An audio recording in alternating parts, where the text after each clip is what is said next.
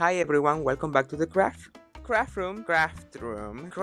I will never be craft room. Welcome to the craft room. We are back at our project. Hi everyone, welcome back to the channel. In this video, I'm gonna show you how I made the lining for this coat because I wanna show you how to make a copy of a pattern from an existing garment. That means that you can either make a replica of the same thing or you can, like in this case, make an inside layer for it. This is not super basic, but I think it's intuitive enough so you can understand how patterns work in basic sewing.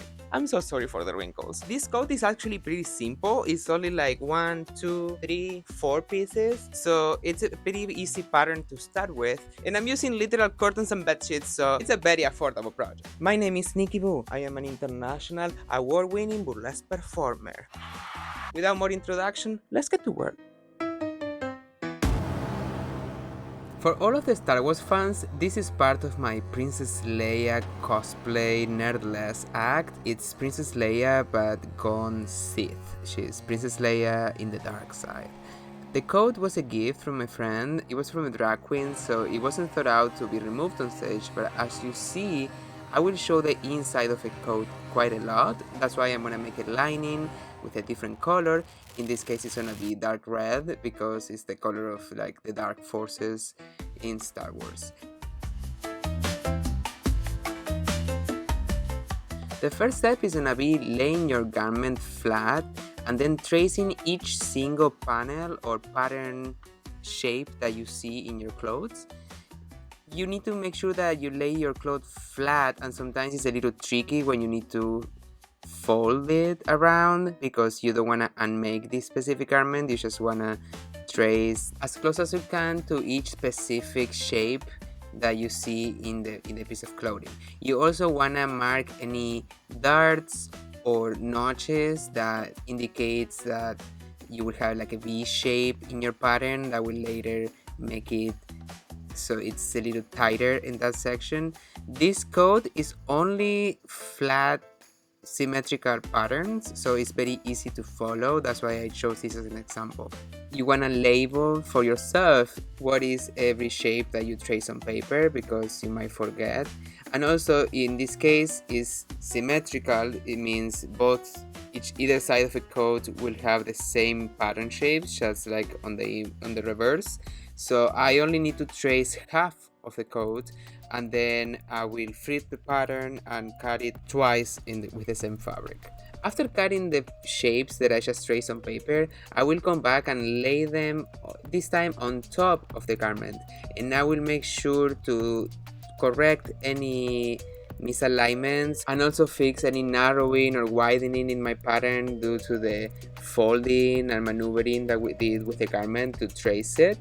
I just want to get as close as I can to the original piece, and I also do what I call trusting my pattern, which means I will put them side to side and make sure that the length of one and the next piece are gonna actually match. The next step is gonna be retracing the pattern on a new piece of paper and adding the seam allowance. In this case, I'm using 3/4 of an inch because it's the standard for most sewing patterns. I will add it to each single piece and cut them again, and this is gonna be my final pattern that I will proceed to cut in fabric.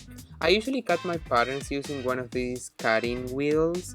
It's very handy and easy because with the scissors you have to sometimes pin the pattern or lift the fabric as you cut, and it makes it less perfect. Once you have all your pieces cut out, you will need to start pinning them together.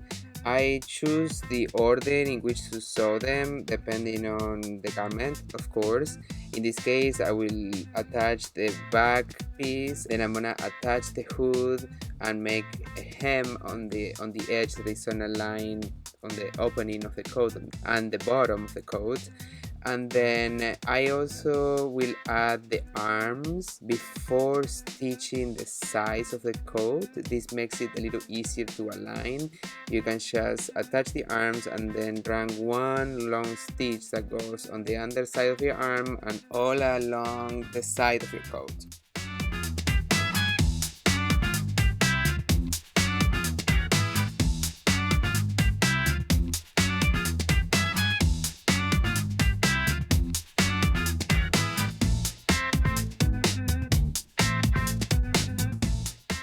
After attaching all the pieces, I iron the seams flat so they are easier to match with the seams in the coat.